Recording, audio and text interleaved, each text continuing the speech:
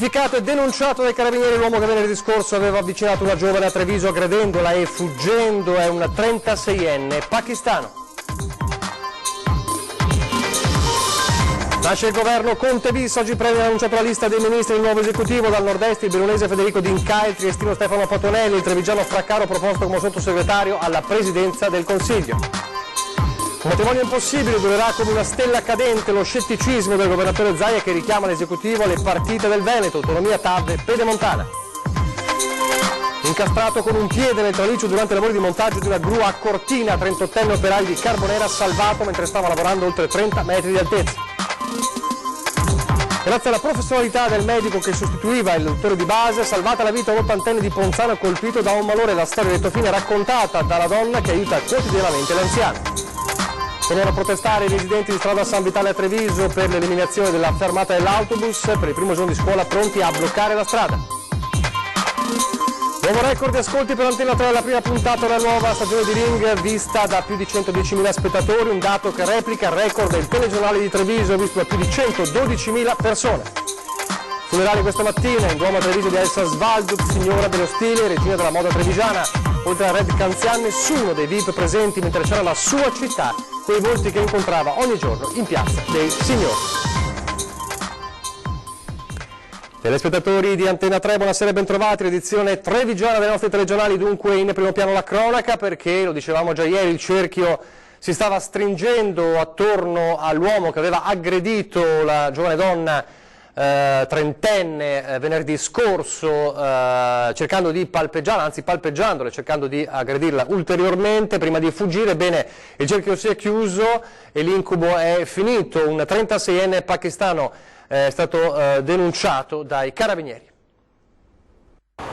È stato denunciato in stato di libertà l'uomo che il 30 agosto scorso aveva molestato la badante moldava che in via dei Dall'Oro era in attesa con la bici di incontrare dei parenti. Si tratta di un pakistano con precedenti penali fermato dai carabinieri della stazione di Treviso. Grazie alla descrizione della donna e alle immagini di videosorveglianza che avevano immortalato l'uomo prima dell'aggressione, si è riuscito ad identificarlo. L'altra persona che era in sua compagnia invece risulta essere estraneo alle violenze, come poi ha confermato la stessa ragazza durante il riconoscimento avvenuto dai militari. I carabinieri hanno detto che non c'è la telecamera proprio vicino di là, hanno guardato loro. E invece io quando ho detto che loro sono entrati a Cona, loro hanno fatto ordine per prendere dalle 7 fino alle 8 chi passava, chi usciva dal Cona, perché loro erano entrati a Cona. Ancora sotto shock la donna, arrivata un anno fa a Treviso, non parla con nessuno, è chiusa in casa da quel venerdì pomeriggio, quando è stata avvicinata dal pakistano con la scusa di chiedere delle informazioni, cercando dopo di palpeggiarla. I parenti, preoccupati per il suo stato, hanno deciso di farsi aiutare da un medico. Ha paura di uscire da casa e andare a lavorare. Le parole della zia che ha aiutato i carabinieri con una foto scattata con il suo cellulare ad uno dei due uomini durante le molestie. Secondo te si riprenderà da questa paura? Lo spero che di sì, anche vogliamo che si riprenda più presto per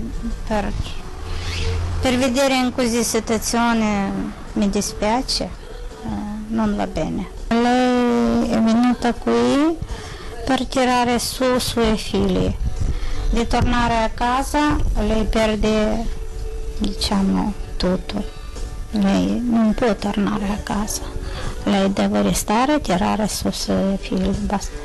Una vita spesa per i figli e a lavorare per mantenerli. Chi la conosce spera che non ritorni nel suo paese di origine, ma la figura di quell'uomo è ancora incisa nella mente della donna, una violenza morale prima di quella fisica. E adesso apriamo la pagina della politica, torneremo poi alla cronaca. Oggi è stato il giorno del nuovo governo dopo il sì della piattaforma Rousseau di ieri. Il Premier Conte è andato al Colle, ha sciolto le riserve e ha annunciato la lista dei ministri. L'avete sentita integralmente nel telegiornale del Veneto, sono 21 ministri che giureranno domani giureranno domani mattina alle 10, avete sentito Franceschini alla cultura, Di Maio agli esteri, tra i nomi di peso insomma, che emergono, l'addio di fatto di Toninelli che viene sostituito ai trasporti. Ecco, ci sono due esponenti del nord-est in questa lista dei ministri, due ministri pentastellati al nord-est per la precisione. Dal Veneto il bellunese Federico D'Incà, che vediamo adesso in queste immagini, che va ai rapporti per il Parlamento da una prima storica volta per il territorio bellunese, mentre il triestino Stefano Patonelli, che vediamo adesso, va a guidare il Ministero dello Sviluppo Economico. Il trevigiano trentino Riccardo Fraccaro, già ministro per i rapporti con il Parlamento, verrà invece proposto come sottosegretario alla Presidenza del Consiglio. Da sottolineare anche per il Veneto la presenza dell'ex prefetto di Venezia, Luciano Lamorgese, che ha assunto, come si diceva già un po' da qualche giorno, la guida del Ministero dell'Interno. Dunque domani alle 10 il giuramento del nuovo governo, e agli affari regionali siederà invece l'esponente del Partito Democratico Francesco Boccia. Sarà lui dunque a dover curare, tra le altre cose, la questione autonomia, un tema caldissimo ovviamente in Veneto. La conferma che sia un tema caldissimo viene dal governatore Luca Zaia, che si dice scettico sulla tenuta del governo e commenta anche: i 5 Stelle hanno bocciato 7 ministri del precedente esecutivo, è la prova del loro fallimento. Sentiamo le sue parole. Penso che questo è un matrimonio che non ha nessuna affinità tra i coniugi, per cui immagino che sarà il tempo di una stella cadente. Giuseppe Conte sale al Colle, scioglie le riserve e dà il via al nuovo governo, e nello stesso momento da Palazzo Balbi Luca Zaia dà le carte al nuovo esecutivo. Matrimonio impossibile, secondo il governatore. Se lavoreranno durerà pochissimo, perché litigheranno subito, a meno che non facciano la politica la scelta di non far nulla per non litigare mai, ma a questo punto se ne accorgerebbero ancora di più i cittadini. Nel mirino c'è sempre l'autonomia bloccata. Adesso Zaia dovrà interagire non più con Erika Stefani, ma con Francesco Boccia, esponente del Partito Democratico e neo ministro degli affari regionali, dicitura dalla quale è stata tolta proprio la parola autonomia, presente nel precedente esecutivo. Il PD sappiamo già come la pensa, ha fatto un ricorso avanti la Corte Costituzionale per bloccare i veneti al referendum. Ricordo che ci hanno vietato la tessera elettorale, ci hanno obbligato a pagare i militari i seggi, hanno mandato avanti altri 3 ricorsi al TAR, insomma ce n'è per tutti i gusti. Adesso vedremo quanto bravi sono, no? Dicono che faranno subito l'autonomia, faranno subito tutto, mi chiedo per quale motivo in 14 mesi Di Maio non l'abbia fatto con il nostro governo. E poi le altre cruciali partite aperte in Veneto. Rispetto ai grillini saremo proprio lì attenti a vedere quali saranno le decisioni sulla TAV del Veneto, rispetto a tutto il tema delle infrastrutture. Penso e ricordo a tutti che abbiamo la pedemontana in piedi, e poi non ultimo è bene ricordare anche la grande partita delle Olimpiadi. Ricordo che i grillini ci hanno detto: le volete, ve le pagate. Adesso vedremo, visto e considerato che il PD faceva grandi battaglie per sostenere non solo noi ma anche e soprattutto il loro sindaco Sala su questa partita, vedremo se cambierà l'opinione rispetto alle Olimpiadi. E poi arrivano le prime reazioni anche sul nuovo governo dal Consiglio regionale. La formazione del nuovo governo Conte e l'alleanza tra Partito Democratico e Movimento 5 Stelle tengono inevitabilmente banco anche nel Consiglio regionale del Veneto, dove tra neoalleati c'è un'opinione comune: il nuovo esecutivo può lavorare bene.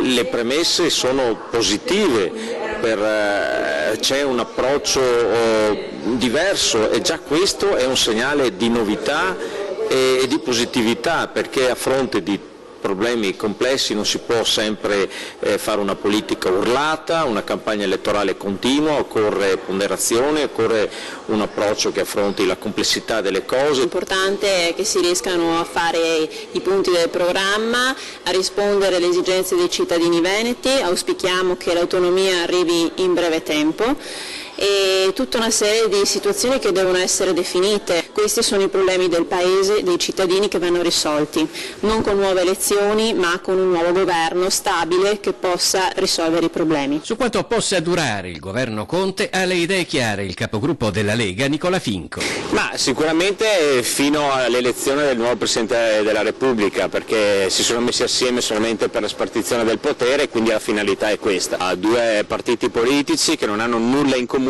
se non le poltrone. Non abbiamo mai sentito parlare in questi giorni di programmi, di idee, di riforme, di iniziative da portare avanti, se non una vergognosa spartizione del potere. Ma l'alleanza tra Partito Democratico e Movimento 5 Stelle potrebbe ripetersi anche a livello locale? Qui in Veneto, a livello quantomeno istituzionale, il rapporto è sempre stato positivo. Sulle questioni più importanti e che hanno caratterizzato la politica veneta c'è sempre stata una sostanziale consonanza e anche un lavoro comune a livello di Consiglio regionale.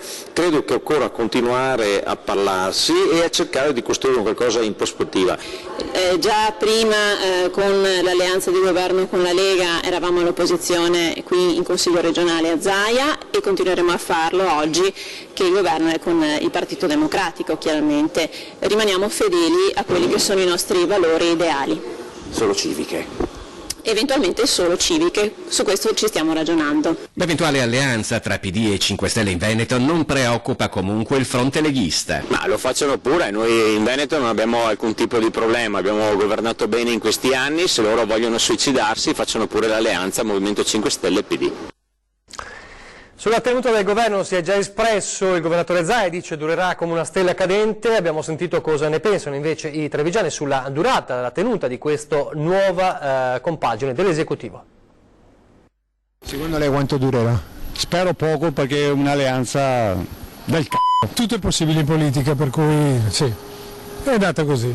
Questo è solo è una dittatura a tutti gli effetti. Io spero tanto, perché appunto è l'unica scelta che potevano fare. Insomma. Non penso niente perché ormai ci sono sorprese tutti i giorni.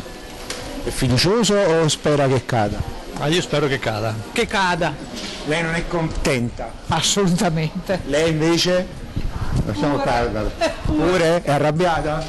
No, arrabbiata no, ma schifata sì. Non durerà, ma neanche non faranno niente, purtroppo. Questo governo chiaramente ci vorrebbe Nostradamus, però io credo che duri perché ci sono troppi interessi dai parlamentari e poi l'Europa e tutto quanto, quindi c'è buoni sponsor. Certo, la natura umana è fatta di stolti, magari io sono tra quelli, però se non fanno gli imbecilli dura. Sono contro Salvini per la sua arroganza e per questo fatto di incitare gli altri a detestare questi poveri disgraziati. Spero che duri, perché per il bene dell'Italia e basta, che si faccia la legislatura senz'altro, spero proprio. Di Maio penso che sia un po' messo in disparte, Renzi sta dietro, ma penso che il regista è stato lui. Bisognava andare alle elezioni, direi che è uno scambio proprio di figurine, perché l'alleanza di prima non aveva niente a che vedere con quella attuale e si sono messi assieme i due che si dicevano di tutto, che si insultavano tutti i giorni, sembra un po' poco coerente. Che Dio ce la mandi buona.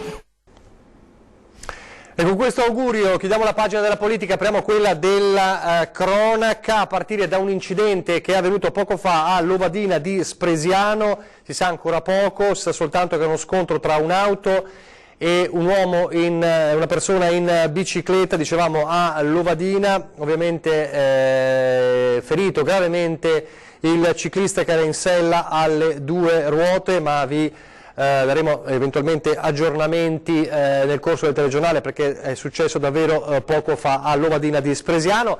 E poi il 38enne operaio di Carbonera che è rimasto incastrato stamane con un piede nel traliccio durante i lavori di montaggio di una gru in località Cademai a Cortina.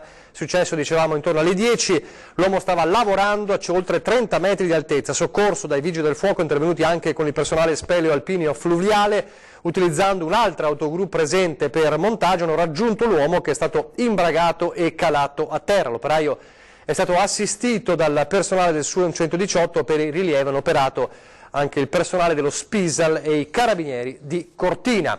Un altro salvataggio, una storia a lieto fine, è quella di un anziano di Ponzano che è raccolto improvvisamente da un malore, ma la prontezza di un medico lo ha salvato. E allora questa storia ce la racconta la signora che accudisce, che aiuta quotidianamente questo anziano, che vuole ringraziare questo medico. Sentiamo. Adesso è tutto finito per il signor Giuseppe Benetton, sta bene e Michela, la volontaria, che l'aiuta, lo accarezza per lo spavento subito. Una storia a lieto fine, quello che ci raccontano e che arriva da Ponzano Veneto. Era stato male per alcuni giorni Giuseppe e grazie alla caparbietà della signora che decide di farsi controllare dal medico di base. Una vera fortuna, perché durante l'elettrocardiogramma il dottore di turno si accorge che qualcosa non va bene al suo cuore. Dagli accertamenti si evidenziano delle irregolarità e a quel punto che il medico decide immediatamente che l'anziano deve essere subito ricoverato in ospedale prima che possa aggravarsi. Una storia che Michela ha voluto raccontare ai nostri microfoni per ringraziare della grande professionalità il dottore che era in servizio. Per me è stato questo dottore, ha fatto più del suo dovere mandarmi subito in pronto soccorso, perché se non fosse stato per il dottore questo, non so. Giuseppe è ancora spaventato e riesce a stento a parlare, ma ringrazia lo stesso il dottore che lo ha salvato. Adesso come ti senti tu? Senti? Da ieri già meglio, vero? Sì. È merito di chi allora? Signora. Del mio? Del dottore che ti ha fatto? Alghe da sushi contaminate, salgono a 18 gli intossicati nel Trevigiano. Sale a 18 il numero degli intossicati da norovirus dopo aver consumato alghe da sushi contaminate in un ristorante dell'Asolano e ci sono altri 2 casi di gastroenterite sospetti in fase di valutazione da parte dell'URSS di Marca. Noi abbiamo trovato questa ventina di soggetti positivi al norovirus, noi crediamo che siano di più, non tutte le persone con sintomatologia gastroenterica fanno la coprocultura, l'esame è un esame che ha una certa complessità, abbiamo segnalato questi casi all'Istituto Superiore di Sanità. L'emergenza della tossinfezione non si ferma quindi e ha già interessato un territorio compreso tra Castelfranco, Conegliano e Treviso. È stato lanciato un'allerta internazionale per il ritiro di queste insalate di alghe che sono già confezionate dal mercato. Io credo che nel giro di poco tempo risolveremo il problema. Attenzione a questi sintomi. Il pericoloso patogeno alimentare causa gastroenterite acuta e altamente infettiva, provocando vomito e diarrea. Il norovirus può essere trasmesso sia da alimenti contaminati sia da uomo infettato a uomo sano. Il periodo di incubazione del virus è di 12-24 ore, mentre l'infezione dura dalle 12 alle 60 ore. L'appello dell'URSS 2 di Marca: cercate di evitare di consumare le alghe in questione. Le partite contaminate sono state tolte dal mercato, però se per qualche giorno ancora si sostituisce l'insalata di alghe con qualche altro alimento, non credo accada nulla. Pochi istanti di pubblicità, poi ancora la cronaca. Treviso. Rieccoci in diretta, il telegiornale di Treviso. Ripartiamo proprio da Treviso e torniamo tra i cittadini di strada San Vitale, perché a pochi giorni dall'avvio dell'anno scolastico non ci sono novità sul ripristino dell'autobus e allora i residenti sono pronti alla protesta. Giorno di inizio della scuola, una bella carovana con le biciclette, noi genitori portiamo i nostri ragazzi tutti belli in bicicletta e andiamo a Treviso e vediamo cosa vuol dire intralciare la strada di San Vitale con 20-30 biciclette al mattino. Sono disposti a tutto pur di far tornare l'autobus a San Vitale, anche a costo di portare il traffico lungo via Sant'Angelo a passo d'uomo, anzi di bicicletta. Perché mancano pochi giorni all'inizio dell'anno scolastico e qui nell'angolo del comune di Treviso che confina con Quinto, Zerobanco e Preganziol aspettano ancora che dalle promesse si passi ai fatti. Ad oggi stiamo ancora aspettando il nostro autobus, dopo un mese di incontro con il sindaco non abbiamo l'autobus, negli orari ufficiali che sono stati esposti degli orari invernali non c'è la linea di San Vitale. e stiamo aspettando notizie sia dal comune che dalla MOM. Pare che ci sia un rimpallo di responsabilità tra via Polveriera e Cassugana, con il risultato che al momento gli unici sopralluoghi sono arrivati per creare delle piazzole sopra il fossato che costeggia la strada. Verranno fatti dei golfi per fare in modo che l'autobus o la macchina che incontra l'autobus o la macchina possa spostarsi dalla strada per avere più sicurezza, diciamo, nel transito della strada. Rilievi che, se hanno fatto partire la procedura di intervento, non hanno di certo fatto arrivare il mezzo pubblico che, lo ricordiamo, ha spostato il capolinea a ridosso del cimitero di Canizzano con gli inevitabili disagi per utenti e famiglie. Ma la marcia ciclistica per il primo giorno di scuola non sarà l'unica forma di protesta di questi cittadini. Oggi tutti hanno firmato per rivolgersi alla giustizia. A questo punto valutiamo di procedere anche con le vie legali. Non lasceremo nulla di intentato. Restiamo a Treviso e allora le immagini dell'ultimo saluto di Treviso a Elsa Svalduz, la regina della moda. È un effetto stranissimo vedere una donna così vivace, così piena di vita come lei, vederla ferma. Io la guardavo e avevo l'impressione che in ogni attimo avrebbe cominciato a parlare, a dirmi qualcosa. È un pezzo veramente della nostra vita che se ne va. Questa è la sensazione di Red Bear Canzian, che hanno seguito Elsa Svalduz fino all'ultimo respiro e oggi con i figli Chiara e Philip l'hanno accompagnata nell'ultimo viaggio. Assenti invece gli altri VIP che per anni hanno frequentato, si sono confrontati, si sono vestiti dalla regina trevigiana della moda. C'era invece tutta la sua Treviso. I volti e i personaggi che incontrava ogni giorno in quel rito che era il caffè in Piazza dei Signori. Imprenditori che a lei si sono certamente ispirati, come il giovane Alessandro Cappelletto, ma anche chi, come Foto Piccini, l'ha per anni immortalata a Treviso come a Cortina. E ancora chi, come l'architetto Fantin, condivideva con lei la passione per la trevigianità. Volti e ricordi come quello di Arturo Filippini, che vede ancora il lungo passo di Elsa all'entrata del suo Tulà. Era lei che comandava, ma è stata anche ambasciatrice magari dei nostri piatti con i VIP, perché lei portava... Molto. Qual era il piatto che preferiva? Ma era abbastanza semplice di gusti, però era uno che quello che voleva ordinava. Una cerimonia sobria, con dei tocchi che certamente le sarebbero piaciuti, come il mazzo di rose bianche che ha preceduto nell'ingresso la bara. Luminoso il riferimento ad Elsa nell'omelia di Don Giorgio Riccoboni. Amava passeggiare per le vie, intrattenersi cordialmente con chi incontrava e conosceva, ed erano davvero molti. Mi sento bene in piazza Travaceno. Era una persona evidentemente solare. Un saluto composto, come certamente lei avrebbe voluto, per l'atto della tristezza di una città che ha perso non solo una delle sue personalità, ma uno stile inimitabile. Quella sottile malinconia in questo addio che si è sciolta nelle note dell'adagio di Albinoni, quasi a richiamare la fine di un cammino terreno, come quello descritto da Pasolini nel Vangelo secondo Matteo, film in bianco e nero, tonalità preferite, da Elsa, regina della moda trevigiana.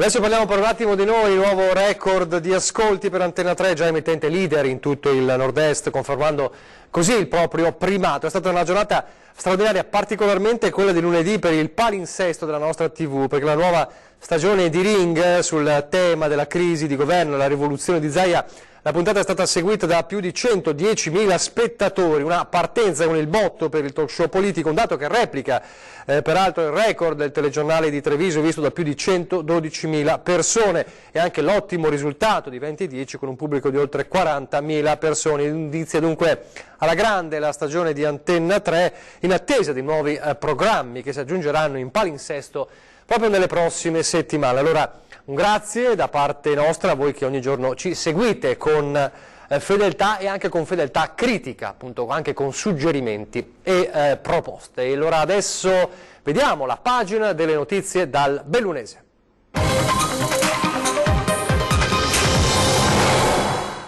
A partire dall'emergenza lupi, un'emergenza tale che il prefetto di Belluno ha convocato un vertice, un tavolo per il 17 settembre prossimo.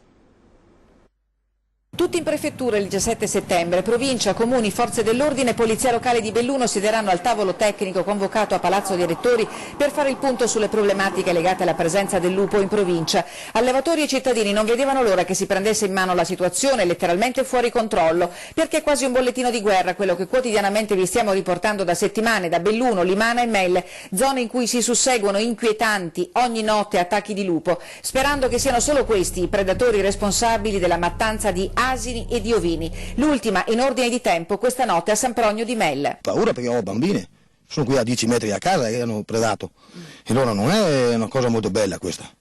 E nessuno ne parla, è poco o niente, e tutto va bene così. Siamo a San Pronio di Melle, una casa a bordo strada, l'ennesima predazione, 2 asini questa notte, qui nella casa di Christian Menel. Christian, ci fai vedere dove è successo il fatto? Sì.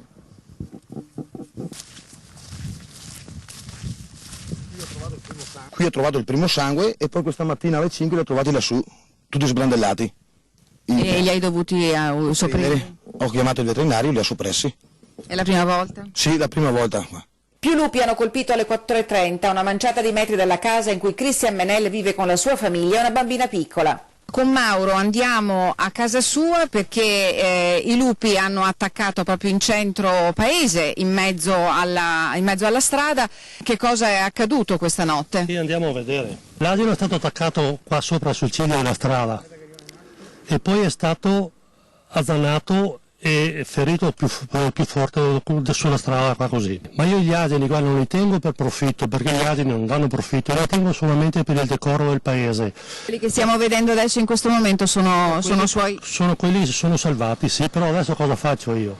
Li devo rinchiudere, cosa faccio? Non posso più lasciarli qua perché mangiano anche i lupi, me li mangeranno, quindi non so cosa fare adesso. Non posso sostenere questi costi per tenere fuori i lupi che non servono a niente, perché i lupi non servono a niente. Mauro, questa situazione come la possiamo definire? Ma secondo me è fuori controllo, ci sono troppi branchi di lupi che girano di qua e di là perché è fuori controllo secondo me. Adesso il lavoro, nubi fosche sembrano addensarsi sul futuro di Wanbao ACC di Melle, a poco meno di 5 anni dall'ingresso trionfale del colosso cinese che su ACC aveva scommesso per il rilancio e il salvataggio del polo industriale che è specializzato nel settore dei compressori per la refrigerazione domestica. E invece lo scorso anno, lo ricorderete, sono arrivati i primi 90 licenziamenti e ora sulle teste dei 294 lavoratori rimasti pende un nuovo incubo. L'azienda non ha ancora presentato il nuovo piano industriale promesso che prevedeva investimenti per oltre 50 milioni di euro e le RSU sono sul piede di guerra. Un incontro ufficiale in agenda per il prossimo 12 settembre, subito dopo o prima, a seconda di come evolverà la situazione, saranno organizzate le assemblee con i lavoratori. E adesso parliamo della nuova porta d'accesso al Nevegal, moderna e identitaria, vediamola. Sarà rifatta la rotatoria d'accesso al Nevegal, si dirà poca cosa, ci vuole altro per rilanciare il colle bellunese, ma intanto si parte quantomeno dal benvenuto che tradizionalmente caratterizza i centri di vacanza. Un segnale concreto che la provincia di Belluno, grazie recependo quella che è una proposta dell'Associazione Vivaio Dolomiti, vuole dare al Nevegal perché rappresenta secondo me uno dei territori più belli della provincia di Belluno. E grazie a una proposta dell'Associazione Vivaio Dolomiti seguita da un accordo di programma sottoscritto a Palazzo Piloni che si metterà mano alla grande rotonda d'accesso al Nevegal, 50.000 euro il costo totale dell'intervento al quale Vivaio contribuisce donando il progetto e 10.000 euro. Abbiamo utilizzato dei fondi che ci sono stati donati da amici di Conegliano, imprenditori che hanno fatto una serata di raccolta fondi appunto per il Nevegal Post Vaia e messo insieme un po' di fondi della nostra associazione e collaborazione poi interna tra i vari cittadini e quindi abbiamo fatto messo tutto insieme e abbiamo cercato di realizzare quest'opera che ormai è arrivata a compimento. Il progetto dell'architetto Willy Guidolin di Vivaio Dolomiti ruota attorno al forte sentimento identitario che proprio dopo la tempesta Vaia ha caratterizzato il territorio bellunese. E la riqualificazione degli aspetti identitari che possono essere anche quelli di identificazione dei toponimi delle località, di identificazioni con quelli che sono gli aspetti morfologici legati al territorio, dell'avifauna, vegetativi e tutto, sono tutti elementi che sono stati inseriti dal punto di vista figurativo all'interno del progetto. Spazio dunque a illuminazione moderna, piantumazione delle essenze autoctone delle colle, ginestre, rododendri, eriche e a 9 cavi in acciaio che rappresenteranno un albero stilizzato a rappresentare il bosco fiorito da Vaia. Gli step successivi, rimozione dei segnali obsoleti e in futuro anche la rigenerazione del piazzale. Un piccolo segnale di rinascita che si spera foriero di risposte concrete per dare nuova vita al colle. Siamo convinti che il Nevegal possa veramente rappresentare un futuro importante anche in ottica mondiale, in ottica olimpiadi, quindi un patrimonio che non va e non potrà mai essere perso. È tutto per questa edizione, vi lascio le previsioni del tempo, grazie per averci seguito, arrivederci.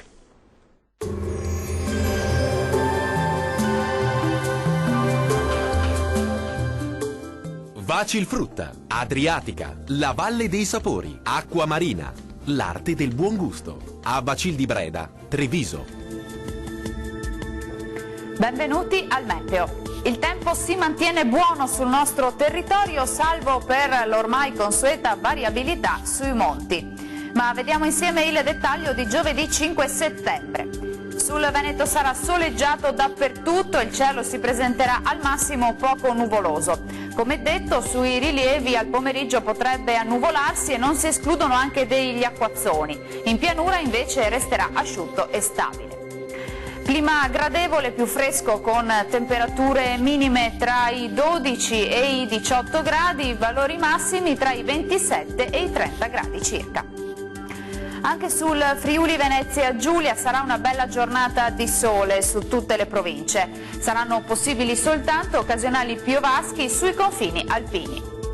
Temperature minime tra 14 e 20 gradi, massime comprese invece tra i 28 e i 30 gradi circa. Ci spostiamo infine sul Trentino Alto Adige, dove inizialmente sarà soleggiato, poi tenderà a coprirsi anche con qualche temporale a carattere sparso. Temperature minime sui 15 gradi, massime tra i 26 e i 29 gradi. Bene, dal meteo di Antenna 3 per ora è tutto, vi do appuntamento al prossimo aggiornamento. Arrivederci.